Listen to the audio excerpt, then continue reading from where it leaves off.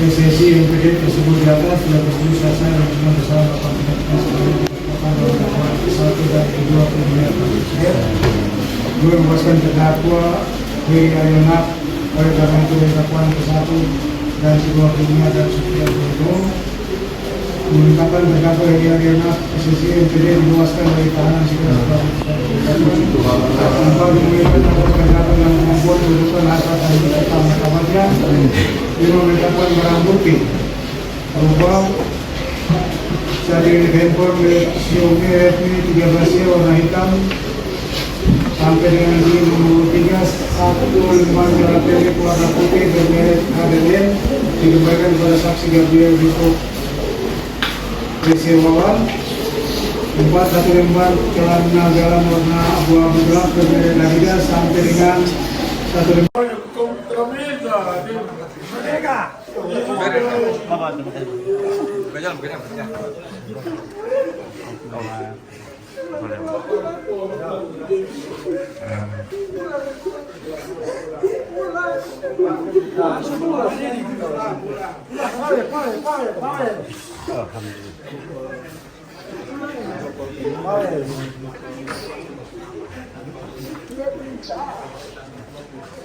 Itu wawancara yang Pak.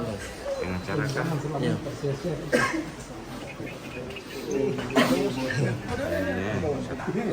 Merdeka. Ini baru betul-betul keadilan, bukan kriminalisasi.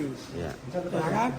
Bertepatan dengan tanggal 30 September adalah tanggal pengkhianatan. Nah inilah putusan yang adil. Ya kan? Ini cara-cara PKI. Ya.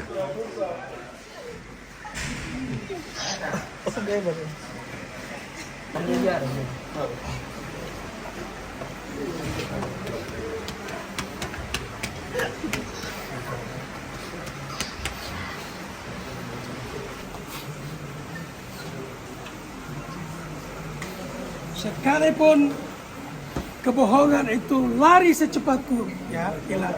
Kebenaran itu akan tiba dan hari ini. Dan ini. Ya, jadi yang jelas putusan tadi tentu saja pertama kita bersyukur pada Tuhan karena memang putusan itu benar-benar memberikan satu nilai keadilan, ya, yang selama ini memang didambakan oleh Pak Heri karena memang secara hukum, secara fakta memang tidak terbukti dalam proses persidangan ini. Makanya di dalam pembelaan kami meminta untuk dibebaskan karena baik dakwaan ke-1 maupun dakwaan kedua, primer maupun subsidiar, itu semuanya dinyatakan tidak terbukti. Itulah sebabnya majelis hakim sampai pada kesimpulan bahwa memang harus membebaskan terdakwa dan memulihkan hak-hak terdakwa dalam kedudukan, kemampuan, dan harkat dan martabatnya. Oleh karena itu, ini adalah hak dari Pak Heri untuk menuntut kepada negara yang sudah mencabut hak-haknya sementara waktu dalam selama 11 bulan itu, ya, apakah beliau akan mengajukan itu sebagai satu tuntutan, itu akan kembali kepada Pak Heri Sunarso. Tapi yang terpenting bagi kami selaku tim PH adalah ini adalah proses politik yang memang menggunakan hukum sebagai alat kekuasaan untuk mengkriminalisasi seseorang. Nah, oleh karena itu, ya saya mau mengerti pendapat Profesor Almarhum Said Tape bahwa biarpun kebohongan itu lari secepat kilat, satu waktu kebenaran itu akan mengalahkannya. Dan ini adalah hari kemenangan dan memberikan keadilan bagi Pak Heri sehingga Pak Heri bisa menjadi orang bebas hari ini.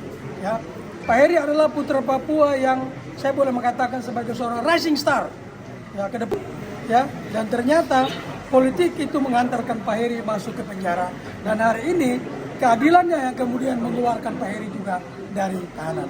Nah, kita berharap dengan putusan ini ya tentu saja jaksa pasti akan melakukan kasasi, ya, dan kami juga akan mengajukan kontra kasasi terhadap memori kasasi yang akan diajukan.